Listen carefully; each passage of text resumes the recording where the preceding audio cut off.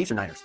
Two great quarterbacks, hard to decide. But if I didn't say I was for the Eagles, then I'd be sleeping alone. My wife's a Philly girl. Game or commercials? Game.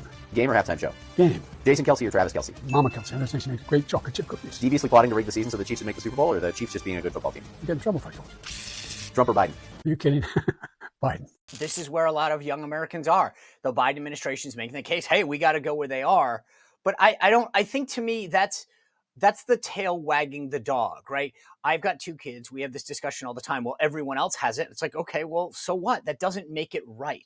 My kids aren't on TikTok. They know what I think about it, and they won't be. But I think that is the lamest excuse for this White House, is to say, well, we can't say anything because the campaign did it.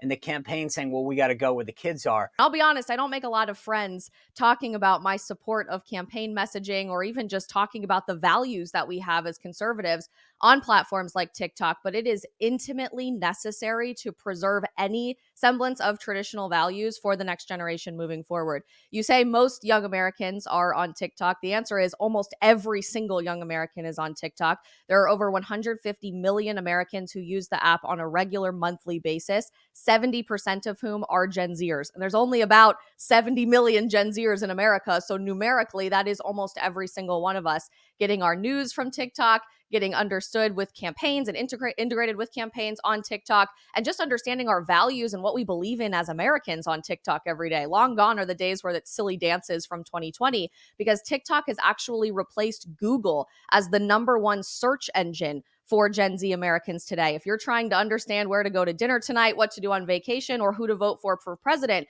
you're not going to google.com to type something in. You're watching videos on TikTok.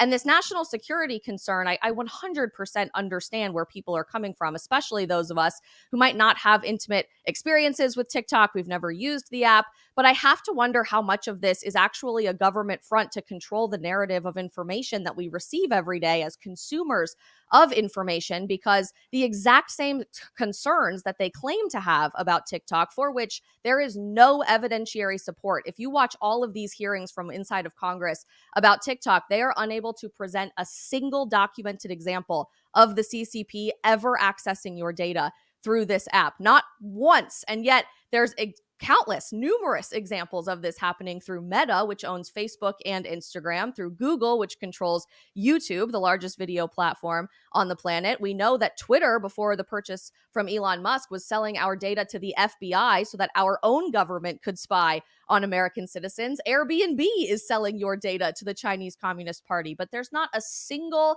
concern coming from Capitol Hill or the White House about data security or privacy concerns there. There is about TikTok. And not to take up too much of the conversation, but really all of this started because Meta hired a well-known conservative lobbying firm out of Washington, D.C. To start lobbying members of Congress about 2 years ago and the media to plant anti-TikTok stories and change the country's national narrative around TikTok, because they got caught with their pants down selling your data to the CCP and to Russia. So it's completely shallow for me to see all of our politicians pretend to care about our data security. They don't. If they did, they would be raising the alarms about every single other platform and website doing the same thing. But I think they're threatened because this is the only major and wildly successful platform utilized by Americans every day that doesn't intimately have a relationship with our American government. They don't get to manipulate the algorithm. They don't get to tell you what gets to show up on your feed or in your For You page, as we say